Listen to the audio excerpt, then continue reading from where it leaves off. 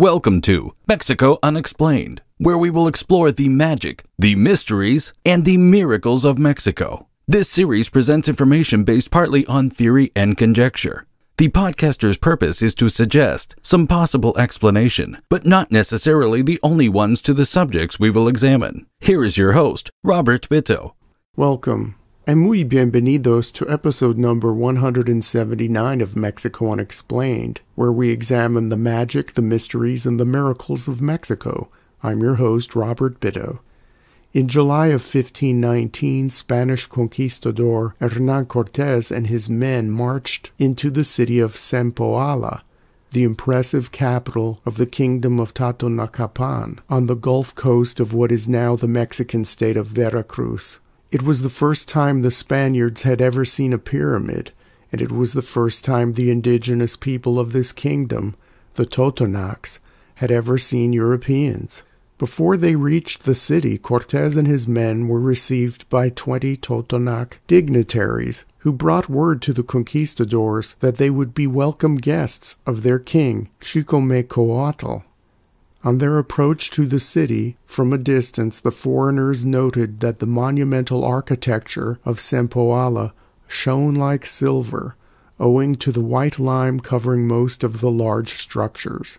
The Spanish made it to the king's palace and were greeted by the generous ruler, who gave them gifts of gold and allowed them unfettered access to all parts of the city. In his diary, one of Cortés's men described Xicomecoatl as the fat chief, as he weighed well over 300 pounds and had a hard time walking. The conquistadors marveled at the Totonac capital city of Zempoala, with its lush gardens, grand public works, and overall feeling of plenty. The fat chief took Cortés into his confidence and told him that although the city's 30,000 inhabitants were well provided for, a dark cloud hung over his kingdom. For more than 50 years, the kingdom of Totonacapan had been under various degrees of domination by the Aztec Empire, whose heart was located in the highlands over the mountains and to the west. While touring Zempoala, King Xicomecoatl pointed to some very impressive buildings in his capital. These buildings were relatively new, with high walls and well fortified. The Totonac king told Cortés that the Aztecs built these buildings in his city as centers for the tribute collectors and imperial bureaucrats who made sure the Totonacs were paying their proper taxes to the Aztec Empire. The king also explained that parts of his kingdom were under direct military rule from the Aztec capital of Tenochtitlan. This slow takeover of the Totonac kingdom began with trade agreements in the time of his grandfather and had gotten progressively worse over the decades, King Xicomecoatl told Cortés. Would this fair-skinned visitor and his men be able to help him? The ambitious Spaniard did not have to think long about assisting the Totonacs, provided they helped him march on the Aztec capital. A few days later, in the Totonac city of Quiahuitzlan, Cortés, along with King Xicomecoatl, met with 30 high-level Totonacs to hash out a deal. The Spanish had secured their first indigenous alliance in Mexico, and after the meeting, the march on the Aztec capital began, including the Spanish along with 1,300 Totonacs. What ensued was one of the most important events in human history. The average person has heard of the Aztecs and the Maya, and might have heard of the Olmec and Toltec civilizations, but the Totonacs seem to be forgotten or ignored by many who have a mild curiosity about ancient Mexico. Scholars and archaeologists continue to try to understand the ancient world of the Totonacs, while modern anthropologists are racing to understand the contemporary Totonac people, who number about 300,000 and live mostly in the Mexican states of Veracruz and Puebla. To start with, no one is certain where the name Totonac comes from. Some believe the name originates in the language of the Aztecs, Nahuatl, and may mean man from the hot earth. Other scholars think that the word Totonac comes from one of the Totonac dialects. It is made of two words, tutu meaning three and naku meaning heart. So what would Totonaco, three-heart, mean exactly?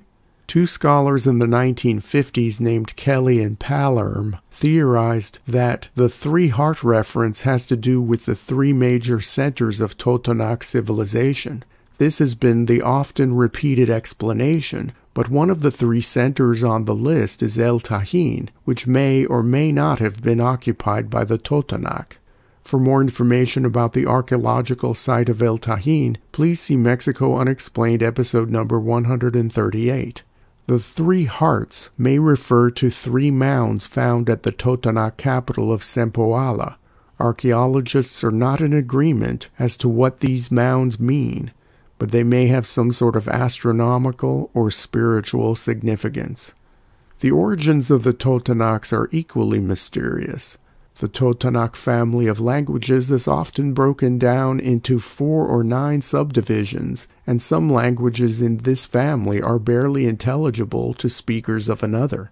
The language family is considered to be what is called a language isolate, in that it is not related to any other language on Earth. So it is difficult to connect the Totonac people to any of their neighbors or with any other people in Mesoamerica. In their own origin stories, the Totonac believe that they built the ancient city of Teotihuacan, the huge prehistoric metropolis in the northeastern part of the Valley of Mexico. For more information about this famous lost city, please see Mexico Unexplained episode number 45. While there is no way of verifying that claim, scholars generally believe that the Totonac originally came from somewhere in central Mexico. They may have been pushed out of the highlands and into what is now referred to as the lands encompassing the kingdom of Totonacapan sometime in the 12th century, about the time of the Toltec civilization's domination of central Mexico. Archaeologists believe that the Totonac kingdom's capital city of Zempoala had already had human habitation for 1,000 years before the Totonacs arrived. The capital dates to the early years AD, and may have been built by the much earlier Olmec civilization. After the Totonacs established themselves in the highlands of the modern-day Mexican state of Puebla and throughout the modern state of Veracruz, they built impressive cities and a complex Totonac culture flourished. Totonac trade networks extended beyond central Mexico and into far-flung places like the jungles of Central America and the deserts of what is now the American Southwest. Aqueducts and complex irrigation systems brought fresh water to the Totonac cities to quench the thirst of the citizenry and to aid in the development of lush public parks and gardens. The water delivery system was also responsible for the Totonac kingdom's agricultural abundance. In the 1450s, when famine gripped most of the heartland of the Aztec Empire, Totonacapan was overflowing in fruits and vegetables, specifically their staple crop, maize. The situation in the Aztec homeland was so desperate that many Aztecs sold their women and children to the Totonacs as slaves just to get food. A few decades after the famine, the Aztecs had a more permanent solution to their vulnerability. They would attack the Totonacs, wear them down, and eventually incorporate most of the territory of the kingdom of Totonacapan into their ever-expanding empire. According to Aztec taxation records that still survive to this day, in the early 1500s, the Totonacs were sending a great deal of tribute to the Aztec capital of Tenochtitlan, mostly in the form of agricultural products and humans to be used as slaves or in sacrifices. At the time of the arrival of Cortés, the Totonacs were almost completely under the Aztec jackboot. With a great degree of abundance and a highly advanced civilization, the Totonacs produced fine works of art that are easily recognizable to the trained eye. Laughing and smiling sculptures seem to be the hallmarks of Totonac statuary. They also produced beautiful pottery that was exported throughout ancient Mexico and has been unearthed in all parts of Mesoamerica. As with other pre-Hispanic cultures in Mexico, the Totonacs honored their gods in art. As they left no written language, much of what is known about the Totonac belief system comes from the many artistic representations of the gods and how researchers interpret them. Researcher interpretation draws on modern-day Totonac sources and the Mesoamerican continuity theory, which assumes that many of the cultures of ancient Mexico either overlapped or borrowed from each other, thus sharing similar beliefs. Chief among the gods of the Totonacs was the sun god. They dedicated the main temple at Zempoala to this god. The sun god was married to the corn goddess. While the sun god demanded human sacrifice, the corn goddess demanded animal sacrifice in her rituals, accompanied by flowers and herbs. Other important Totonac gods include the old god of fire, represented as an old man wearing a rather weighty headpiece, and another god referred to as Old Thunder. Old Thunder was a god of all the waters except for the rain. He wanted to flood the world, because drowning victims became his minions in the afterlife. The Totonac rain god is very similar to Tlaloc, the old god of the Aztecs associated with rain. Many other gods were tied to places or the elements and are represented in the many figurines unearthed at Totonac sites. What became of the Totonacs after their fateful alliance with the Spanish? The Totonacs, along with the Tlaxcalans, made up most of the indigenous fighting force that helped Hernán Cortés conquer the Aztec Empire. Instead of giving them their complete freedom, the Spanish gave the Totonacs a sort of limited autonomy for a while and slowly integrated them into the colonial society of New Spain. The remaining Totonacs who survived European-introduced diseases were Christianized within a few generations, but many living in the mountainous areas of Puebla and Veracruz held on to their religious beliefs for a few centuries after the arrival of the Spanish. As was the case in many other parts of the world where Christianity encountered other religions, in the former lands of Totonacapan, a sort of syncretism developed, blending some of the old beliefs with the new.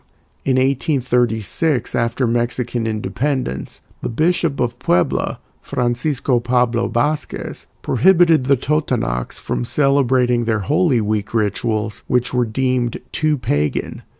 This resulted in a 2-year-long indigenous uprising led by a man named Mariano Olarte, which began at Papantla, Veracruz. At the end of the rebellion, the Totonacs were given legal recognition of their communal lands and enjoyed a limited state of self-governance throughout most of the 19th century. During the Mexican Revolution in the early 20th century, many Totonac villages were attacked and burned.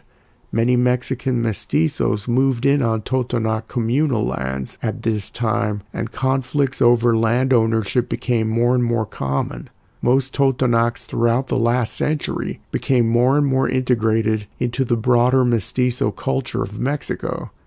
As with many other indigenous languages around the world, there are fewer and fewer people speaking the Totonac dialects these days.